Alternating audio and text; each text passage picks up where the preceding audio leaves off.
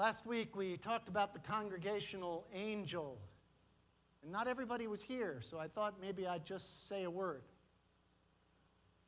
Been reading and listening to a spiritual teacher by the name of Andrew Cohen, who talks about what he calls the intersubjective dialogue, and what that means is you get a group of people together and you get them to do the impossible, which is to let go of their ego, or at least not think about it. And instead, when they listen to one another, to seek to add something of importance and depth to what someone else had said, rather than to argue or debate and just show how smart you are. And what happens is, what develops is this kind of communal, we'll call it we space, this ethos that meets in the middle of the group. And at least for now, I'm going to call that the congregational angel. These are letters to the congregational angel in the beginning of Revelation, and we went through the first 6. We have now come to the last letter, and then a final greeting to all. Would you listen as the Spirit brings it to the angels of the churches? And to the angel of the church in Laodicea write this. This is the words of the Amen, the faithful and true witness, the origin or pattern of God's creation. I know your works. You are neither cold nor are you hot. I wished you were either cold or hot. So because you are lukewarm and neither cold nor hot, I am about to spit you out of my mouth. For you say, I am rich, I have prospered, and I need nothing. You do not realize that you are wretched, pitiable, poor, blind, and naked. Therefore, I counsel you to buy from me gold refined by fire so that you may be rich, and white robes to clothe you and to keep you from the shame of your nakedness from being seen, and salve to anoint your eyes so that you may see. I reprove and discipline those whom I love. Be earnest, therefore, and repent. Listen. I am standing at the door knocking. If you hear my voice and you open the door, I will come into you. I will eat with you and you with me. And to the one who conquers, I will give a place with me on my throne, just as I myself conquered and sat down with my Father on his throne. Let anyone who has an ear listen to what the Spirit is saying to all the churches. To the church in Laodicea. You know, I haven't heard many sermons on the Revelation of John, but most of the ones I have heard are on this letter to the church, to Laodicea. Quite a remarkable thing. I mean, when I got to the point that I was studying the Revelation in John in seminary, when it became enamored of the book, found it fascinating, I hadn't known that the church at Ephesus had lost its love. I hadn't known that Pergamum was having some moral troubles. I didn't know that in Smyrna they were asleep.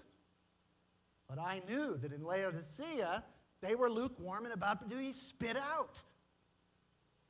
And why is that? Well, that's because preachers that are frustrated and angry with their churches just set this one out. They tee it up. They take a big swing, try to get it all the way down the fairway, and a sock it to the congregation. But you know, the interesting thing is, none of the sermons on this particular passage ever make it in to the books of great sermons. They always slice or hook or whatever, because anger is never the way to go anyway in a pulpit. But I'm in a good spot here,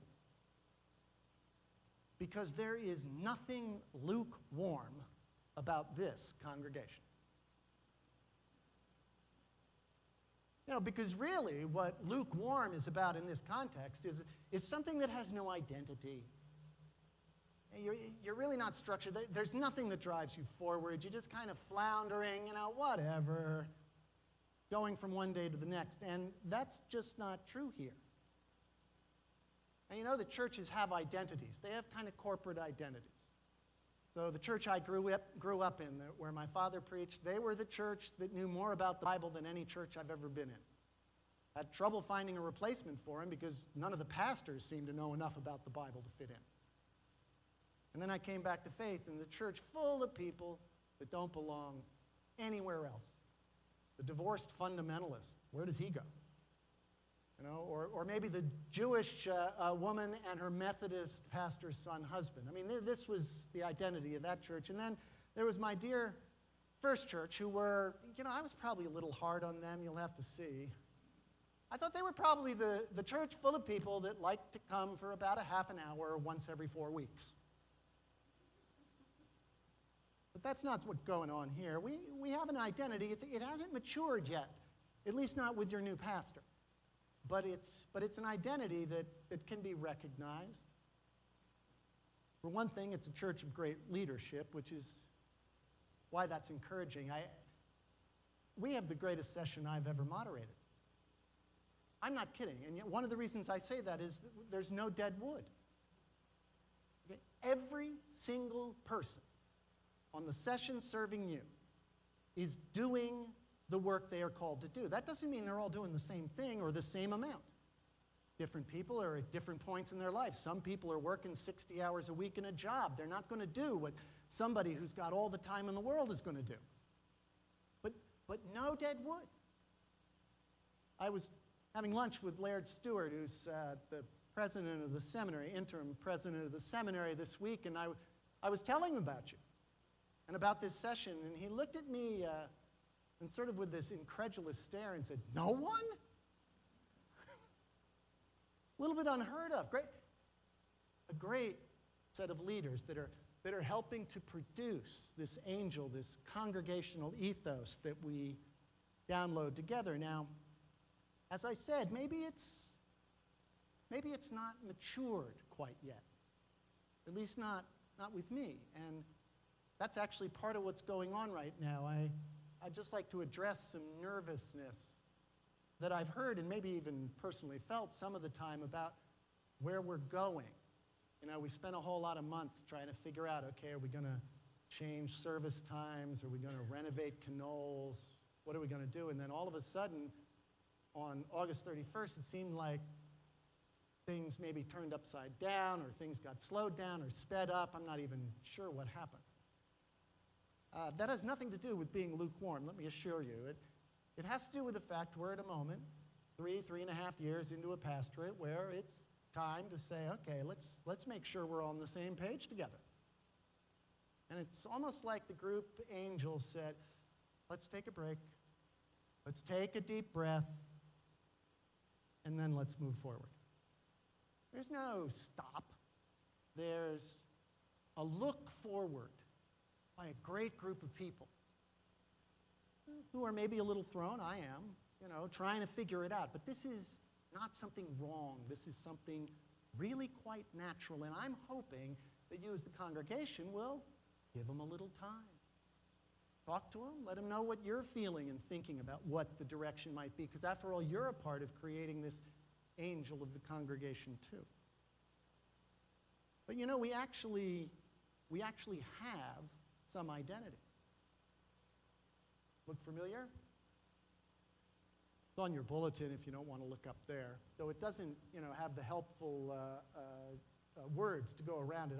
I'm hoping at some point somebody will memorize those words. I obviously have them memorized, but that's not something that I thought up exactly. I mean, I communicated those 4 things as something that I think every church ministry needs to be about, but it's not like I've created that identity for the church. I mean, look at this. Spiritual path.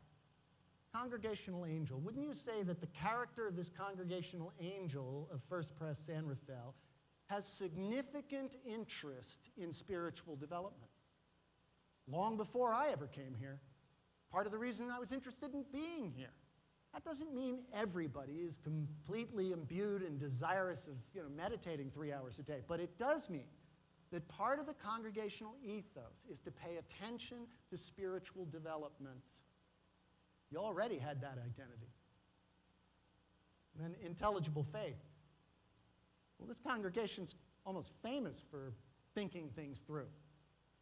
Men's book group, now the women's book group. Lots of professors from over at the seminary. I mean, the first time I walked in the doors of this place, it was for a class, and this was a number of years ago. It was a class taught by a professor over at Dominican about the world's religions. And long before I ever got here, This was a congregation that was seeking to develop intelligible faith. Opportunities to serve. Well, goodness. This congregation is really quite well known for that, and it's the first thing you all wanted to tell me about yourselves when I got here. Of course, when I actually got here, we weren't serving as much as we're used to serving. That was because there was a lot of internal strife and pull, and it was taking a lot of energy away from things, but my goodness gracious. The congregational ethos, the angel of this congregation, is always about serving. I mean, it's regrown. Our entire mission has regrown and developed some focus, and frankly, without a whole lot of leadership from me. I try and say, yeah, that's great every once in a while, but mostly it's just built in. It's part of the identity of this congregation. Accountable community. Don't you think you care for one another? I mean, pretty much the moment that something happens to you, I've found out about it.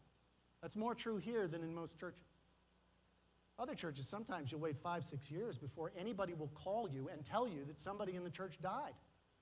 I'm not kidding. All right? But people here will care for one another. They will reach out to one another. They will serve in ways that are appropriate.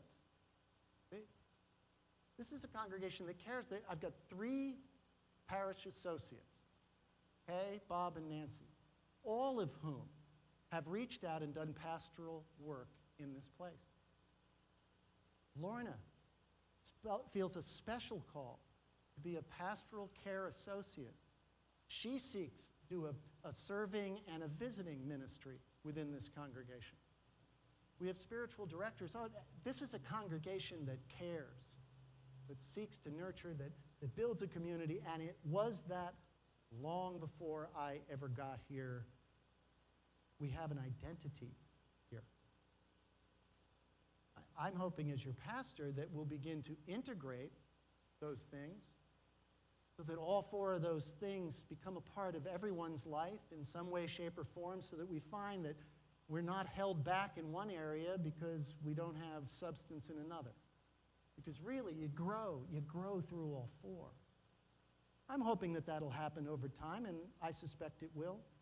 And I'm hoping that as we get that really coherent and mature vision, session, congregation, and pastor, that we will have a very clear direction and vision for what it is we want to do in a world that desperately needs the gospel. I'm really quite sure we will.